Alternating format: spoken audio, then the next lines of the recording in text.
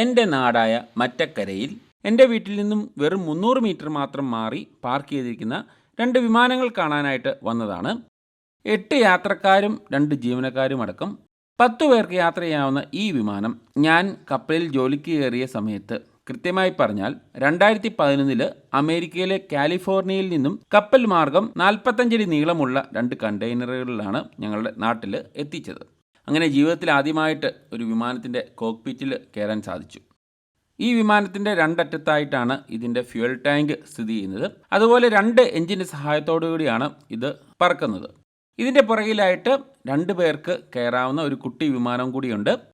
ഇതൊക്കെ BTech in aeronautical engineering പഠിക്കുന്ന പിള്ളേർക്ക് വിമാനം അടുത്തറിഞ്ഞ് പഠിക്കാനായിട്ട് ടോംസ് എഞ്ചിനീയറിംഗ് കോളേജുകാർ വരുത്തിച്ചതാണ്. ഈ ചെറിയ വിമാനത്തിൻ്റെ ഉള്ളിലും തലയൊക്കെ കുമ്പിട്ട് തട്ടാതെ മുട്ടാതെയും അകത്ത് കയറി കുറച്ച് സമയം ചിലവഴിച്ചതിന് ശേഷം പുറത്തിറങ്ങി.